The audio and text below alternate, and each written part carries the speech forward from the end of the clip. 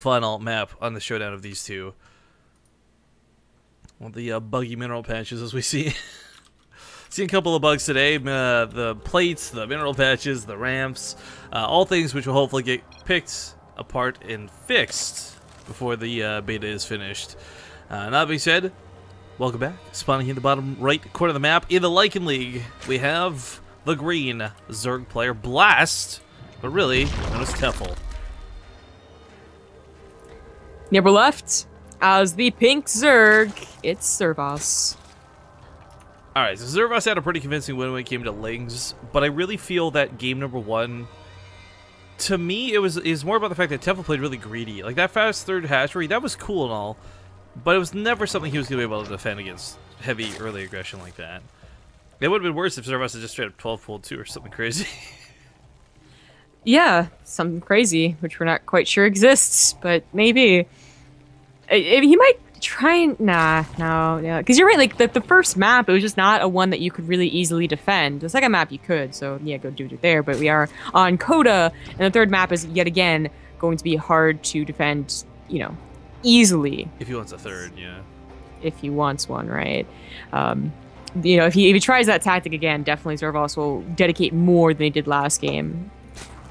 Well, some discussion and debate going on about the clock as far as us discussing timings of being fast or not. I mean, everything is relative. I guess to put in proper context for those who might not be on the same page as this, the game clock was changed to reflect real time before it moved at about, what, like 1.5 times normal speed or something to compensate for StarCraft's faster gameplay speed. But nothing actually changes build time-wise unless it's something like a carrier that got a build time decrease overall. So it's all relative. It looks faster because it might say 5 minutes, but really it's the same time as we would have in HOTS type thing. But yeah, timings are definitely different for sure, regardless of that, because the economy is so vastly different now. Right, you get a big boost early on, and you mine out quicker later on. It's actually kind of people are still adapting to that. You know, you see a lot of people who are starved in the beginning and like have enough, like have a ton at the later, or like vice versa. They just can't quite get it right, along with, you know, the orders not being quite set yet. But we have Tefel yet again going for the 3 hatch, and if Zervas sees this, his overlord is going there. I mean, what's so different from the first game that they played? Just make some lings. Yeah, I mean, it was definitely a good show of strength out of Zervas, but Tefel last game also showed us how if you don't pounce on that early, that roaches are pretty damn good. Now, we are going to have Banelings again out of Zervas, and I mean, we still don't know what ZvZ really is going to look like a month from now, 2 months from now, but I am a little bit more surprised that we're seeing still the emphasis be on the Zerglings and the Banelings to carry this so far. Zergling Banelings to open, I mean, that's always been my dream. I love watching ZvZs where it's aggressive early on, they trade back and forth, and they slowly transfer into roaches or one or the other. But in every ZvZ that we've seen so far today, the roach transition has been clunky. The Ravagers have been kind of risque, you know, a bit weak, sometimes a little bit good, a couple of good shots, but ultimately, I guess this early game Ling aggression isn't going to change. 22 out of Zervas, 14 on the way for Tefel, and Tefel's got a big target over here. Yes, he does. Yeah. I do wonder if maybe someone's gonna, you know, maybe adapt Ling into Hydra Lurker, but, you know, Roach Hemmings might also just kill that too, so it might just be very similar to the Art of the Swarm, even in 2 to 3 months. We have Zervas getting ready to attack. Now, Coda might look like a more direct path than it is to that third. There is actually rocks to the left on that plateau, so that, you know, he has to come over this way. Gives Zervas a little bit more time. Does he have overloads over there? Oh, or sorry, Tefel. Tefel does not have overloads over there. That's actually kind of a big deal. Oh, first Baneling needed to trade out a little bit better for Tefel. Get some splash on. I'd say like the Lings within the Banelings, but he's heading towards that mineral line, and oh, ZvZ, you haven't changed much at all. Oh no! Oh, last Baneling going to go off on the Lings instead. Good choice instead of going off on the drones. Army supplies starting even out. Losing one of the queens though does suck. Drone's also going to start bleeding out here, and Tefel not in a great place. That third base might still be standing, and that's all well and good, but what does it matter if you can't afford to spend anything on it? It'll be very important in the next, like, minutes, as we do have Zervas again going into a lot of Lings. Like, he's going to get his own third, and if he gets that up, as well as, you know, keeps Tefel on his, you know, on his toes here, yeah, then it's an absolutely terrible position for Tefel, but if Tefel can do something, he's already doing like a counterattack, then that third being up is a really big deal for much longer. Well, he's darting around trying to catch Tefels. It's not a lot of fun to deal with. Tefels has his own banelings coming in, just I guess buying time until those are ready to hatch and maybe can start using them against Zervas, but banelings getting popped off left and right. Not the greatest trades. Both players just kind of canceling everything out, but Zervas with defender's advantage and a couple of his own banelings finishing up in a second should be able to hold this third. Yeah. Well, this is a big problem now. Like, Tefel is kind of doing the one, like, it's all in, you know? At any point during that last engagement, I feel like he could have started droning and been okay, you know? Like, these lings could have been defensive lings and defensive banelings. He did squeeze out a couple of drones. Not a lot, but a couple. And bridges and gaps, gaps from bridged, whatever. 34 drones to 31. Not as bad as it was before.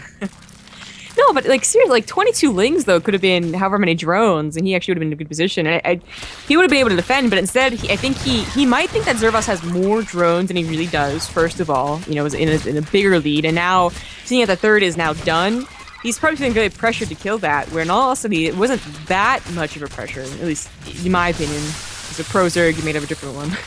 I can't quite get there in time. There's still Bailey zoning him out. It's really, really difficult to lose that third like this, but. Okay, not quite seeing Scoot going across the map. Zervas does lose his third base, though. Yeah, so Tefel, I mean, that aggression actually worked. It actually worked really, really well, and now he still has units on the side of the map that they can also run home and become banelings if he does start droning up again, which he does. That kind of weird bait trades going on, but it looks like it's going to go in favor of Zervas with one more baneling left over. Tefel does have to wait a little while longer. It's just a ton of wonderful explosions. It's the only way I can describe what just happened there. Oh, Zervas tried to get up to roaches behind us. I didn't notice that. I like this move, but there's still so many more links coming out of Tefel. For Zervas' sake, I mean, you cannot march 4 roaches across the map. They'll get surrounded like a kill. You gotta keep those banelings alive. And Zervas might dedicate too many of his links just now. Keeping these alive and following it up with the roaches would actually look fantastic. But oh, those banelings looking for some blood. Yeah. Tefel's banelings did just finish. Maybe they can get a good shot off in these ones. He's winning the Ling War. Okay, not the best. Not the best, but he's not done yet. Roaches are going to get surrounded here in the middle of the map. Definitely going to lose at least one. Oh, maybe not. Gets out of there with 11 health. Yeah, Tefel... Now up 6 drones, though. Still has that third base, of course. He just needs to defend against this, and a lot more lings are on the way, and I think he will. But he's looking, again, like, pretty good. Pretty good. Although the tech is going to be a big deal if the game... If they allow each other to, you know, the next 2 minutes, then suddenly not having roaches could be a big deal. Well, this way I get really curious what the transition is going to be. I mean, Ravagers would make a lot of sense. They're cheap, they're easy, you don't have to change your tech path really to do it, but... man, well, Hydralisks certainly aren't good versus banelings. Man, I wish we would get to the point where Lurkers are going to have them to play. Yeah. Lurkers in a ZvZ could just be fan-freaking-tastic, especially depending on how you position them. Yeah, that's... The biggest problem, though, is that you do... They're also a time sink. Like, everything Zerg got basically was a time sink. You know, Roaches into Ravagers and Hydras into Lurkers after building the Lurker Den, especially. It's quite a while. If that wasn't the case, that actually would be like, yeah, maybe Lurkers really could make their way into the transition, you know, between Lings and anything else. But oh dear, Zervas out of position. Does have some Lings left at home, but where are the banelings at? Nowhere where they need to be. Yeah, they're all with the main army. They are running back home, so hope this doesn't get too out of hand. No one has Burrow. That would have been a headache to deal with. Yes, it would. Zervas are trying to run around with the banelings. Banelings, of course, don't quite know where to go, but looks like Roaches will clean this up. And, right, Tefel gets a couple of kills out of this, but, I mean, it's mostly other lings. Yeah. Will he get that queen again? No. Ooh. A big chunk of his army just given away.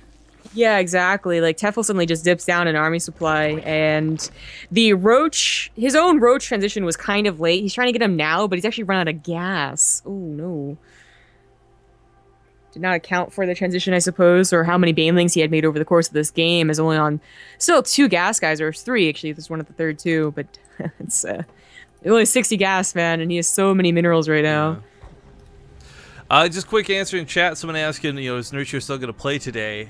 He actually plays the winner of this series in the semifinals. I think we're casting Bly versus Julie first, then Nurture versus the winner of this, and then the grand finals. Good and bad thing, depending on your point of view, is that it's all Zerg at this point, though. Sadly, none of the Protoss, none of the Terran were quite able to make it through. Ravagers confirmed too strong. Yeah. Although I just closed the bracket, so I'm not sure how many Terran and Protoss even signed up to begin with. Well, posturing ready for a fight. I mean, look at the supplies. It's not super crazy, but sadly, there's no way for them to know that. They don't have this wonderful God mode vision that we do. Tries to get some Baneling connects. Workers killed so far. Okay, all in the favor of Zervas, but it's only 14. I do like the tunneling claws again. We might see some cool tactics out of this, but it's really hard to just sneak in 3 roaches. With the enhanced movement speed and no spore crawlers down, though, he might be able to get about 3 to 4 roaches per base. And if that's the case, he might start tearing Tefel apart. Yeah. It is dangerous. It's Zervas' control of the game right now, even though the numbers are looking pretty similar, because he's the one out on the map, right? So if he does start it, well, actually it looks like he won't, as Tefel, I guess, noticed or remembered that Burrow could be in play, starts an Overseer now. He's also got quite a number of roaches. Now, I don't know if this is quite enough to overcome Defender's advantage, especially with the Concave at the bottom of the ramp here for Zervas. I do like that we got a couple of Ravagers, too. If nothing else, the extra splash damage can help out a little bit if it lands. Yeah. Honestly, the splash doesn't seem like such a big deal, though we're about to see how big of a deal it could be. I think still he kind of missed misses. that yeah. That being said, though, the Roach, it attacks about almost three times, not quite, more like 2.5 times slower than the Ravager. So, I mean, it hits for the same amount as the Roach does. It's got less health, but the attack speed is so good that it makes up for all that problems. And Zervas, man, just that little bit of extra DPS is everything he needed to really win this fight. He backs away with one of those Ravagers at almost no health. Oh, that was a great fight. It ended up being a really great fight. There might have been some counterattack going on, too, as Tefel's back down to 52 drones. Was it 14 killed? Yeah, I guess some Baneling snuck in somewhere. Looks like the third. Everything here bleeding out and damaged. So Zervas is doing multiple things right now, and one of them is pushing with twice the army supply of his opponent. Now, Tefel's going to try and get a couple of his own Ravagers, but, I mean, a couple Ravagers are going to have to get some really lucky shots and hope that Zervas is standing still. Yeah. It could happen. Nope, the good split already happening, going down. There's going to be a good concave area, too, on Coda. Some shots do land on the Ravagers, but more coming down on Tefel. Yeah, and even without the Corrosive Blast, there's just so much more Ravagers. So the damage is better overall. GG. Zervas will take the series, and he'll move on to fight against Nerdshow in the semifinals. Now for us, guys, we got to figure out which of these we're casting first. I believe we're scheduled to cast both, and then the grand finals, but because they're both ZvZ, we may just try and get them both going for the sake of time. I mean, I'm not in a rush or anything, but there's lots of ZvZ to go around. Bly, where you at?